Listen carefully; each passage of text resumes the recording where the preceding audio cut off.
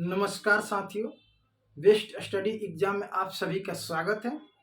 तो दोस्तों, आज हम बात करेंगे आधुनिक भारत के इतिहास, यूरोपीय कंपनियों का आगमन और यूरोपीय कंपनियों में पुर्तगाली ईस्ट इंडिया कंपनी के बारे में पिछली कक्षाओं में ही बात किए। आज का क्लास में हम डच ईस्ट इंडिया कंपनी के व्यापार, भारत में आगमन और इनके व्यापार से संबंधित आज का क्लास है। तो दोस्तों, यूरोपीय कंपनियों का आगमन का जो क्रम था, पहले पुर्तगाली ईस्ट इंडिया कंपनी भारत में आई थी 1498 में, और उसके बाद डच ईस्ट इंडिया कंपनी आई, उसके बाद अंग्रेज ईस्ट इंडिया, जिनको हम ब्रिटिश ईस्ट इंडिया कंपनी भी कहते हैं, उनका आगमन हुआ, और फिर डेनमार्क की कंपनी थी, इनका आगमन हुआ, और लास्ट में फ्रांसीसी, जो फ्रांस की कंपनी थी, फ्रांसीसी ईस्ट इंडिया कंपनी। तो दोस्तों, भारत में यूरोपीय कंपनियों के स्थापना वर्ष में आप जाइएगा तो 1498 में पुर्तगाली ईस्ट इंडिया कंपनी का स्थापना हुआ था।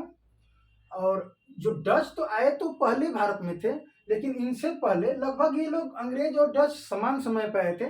तो इसीलिए जो इनका कंपनी स्थापित करने में जो समय है, वो अंग्रेजी ईस्ट इंडिया कंपनी 26 दिसंबर 1600 ईस्वी को इनके कंपनी की स्थापना पहले हुआ।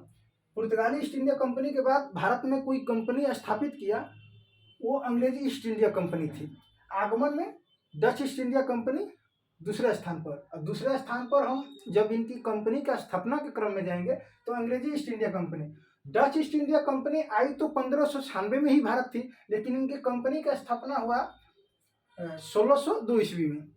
उसके बाद डेनिश, जो डेनमार्क की कंपनी थी, डेनिश ईस्ट इंडिया कंपनी, इनका स्थापना 1616 में हुआ, और लास्ट में फ्रांसीसी ईस्ट इंडिया कंपनी 1664 में हुआ था। तो देखिए, डच मूल रूप से नीदरलैंड के निवासी थे। ये जो डच लोग थे, ये नीदरलैंड के निवासी थे। इनमें से जो व्यक्ति सबसे पहले भारत भ्रमण पर आया था, वो कार्नेलियस द हस्तमान नाम के व्यक्ति थे। वो सबसे पहले 1596 में भारत भ्रमण पर आए थे, और भारत में भ्रमण किए, सुमात्रा द्वीप पर भी जाकर भ्रमण किए।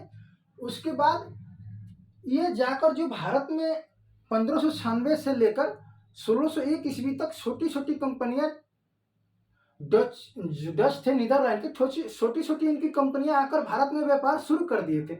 लेकिन इनके कंपनी के स्थापना जो है 1602 ईस्वी में, सभी छोटी कंपनियों को मिलाकर इनका एक 1602 में विभिन्न डच छोटी छोटी कंपनियों को मिलाकर एक United East India Company of the Netherlands के नाम से स्थापित हुई। तो इनके कंपनी का स्थापना जो है 1602 ईस्वी में हुआ था। और डच भारत में पहली फैक्ट्री जो स्थापित किए थे 1605 ईस्वी में, डच भारत में पहली फैक्ट्री स्थापित किए थे। वो फैक्ट्री आंध्र प्रदेश में स्थापित किए थे, मछलीपट्टनम आंध्र प्रदेश में स्थापित किए थे। दोस्तों, प्रारंभ में जो डच लोग थे, वो अपना व्यापारिक निर्देशालय पुलिकट में था, और पुलिकट में एक किला भी इनका था, पोर्ट गाल्डिया का किला भी था। और ये देखिए, डच जो थे 1610 ईस्वी में भारत में दूसरी फैक्ट्री स्थापित की निजामपट्टनम में। निजामपट्टनम जो है जगह, वहां पर वो इन्होंने अपनी दूसरी फैक्ट्री की स्थापना की। जोहान्स काम्फिस जो थे, अपनी राजधानी जो था, डचों का जो राजधानी यहाँ पर पुलिकट था, वहां से सीधे ये नागपट्टनम स्थानांतरित कर दिए। और उसके बाद देखिए, डच एकमात्र यूरोपीय कंपनी है जो आंतरिक भारत में अपनी फैक्ट्री स्थापित किए। आगरा में 1659 में आगरा में ये आंतरिक भारत में फैक्ट्री स्थापित की है।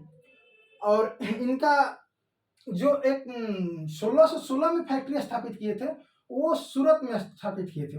डच जो कंपनी है, जो 1610 ईस्वी में भारत में सूरत, जो गुजरात में जगह है, वहां पर अपने एक फैक्ट्री स्थापित किए थे। जो सर्वाधिक मुनाफा कमाने वाला कंपनी सूरत की फैक्ट्री थी, यहाँ से सबसे ज्यादा ये मुनाफा कमाए। डच लोग मूल रूप से, जैसे कि जो भी यूरोपीय कंपनी थी, मूल रूप से ये मसाले के व्यापार के लिए ही भारत आई थी। लेकिन डच एक ऐसी कंपनी है जो सबसे पहले मसाला के व्यापार तो कर ही रहे थे, मसालों के साथ साथ ये भारतीय कपड़े को भी निर्यात की वस्तु बनाए, जिसमें इन्होंने भारत के कपड़े को निर्यात की वस्तु बनाए और भारतीय वस्त्र को निर्यात की वस्तु बनाने का श्रेय डचों को जाता है। डचों को इसलिए जाता है कि सबसे पहले यूरोपीय कंपनियों में डच ईस्ट इंडिया कंपनी थी, वो मसाला का व्यापार तो कर ही रही थी, भारत के जो सूती वस्त्र थे ये भी ये दूसरे देशों में निर्यात की वस्तु बनाए।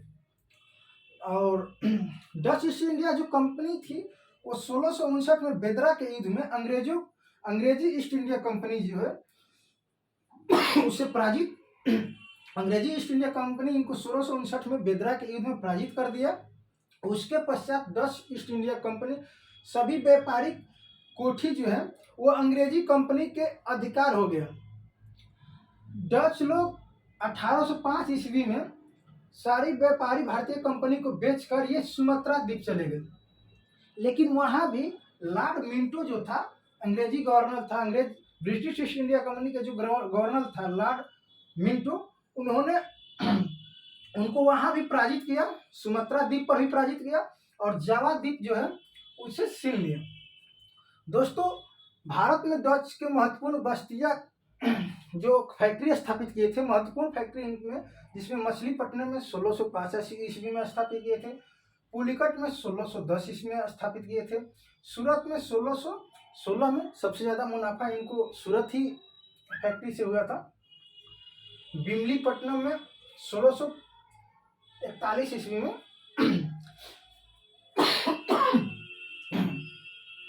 और सिंहसुरा में जो है 1653 ईस्वी में स्थापित किए थे, कासिम बाजार में 58, बड़ा नगर में 58 और पटना में अपने यहाँ पटना में जो कंपनी स्थापित किए थे ये पटना कॉलेज के उत्तरी बिल्डिंग में लगभग, जो पटना कॉलेज अभी है उसके लगभग उत्तर साइड में जो बिल्डिंग है इनकी पटना में यहीं पर स्थापित किए थे।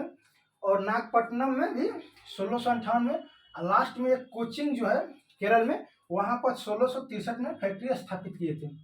तो दोस्तों, डच कंपनी का व्यापारिक संबंध से जो भी महत्वपूर्ण चीज़ था, जैसे कि उनके कंपनियों के किस किस जगह पर कहाँ अपना फैक्ट्री स्थापित किए, और डच लोग भारत में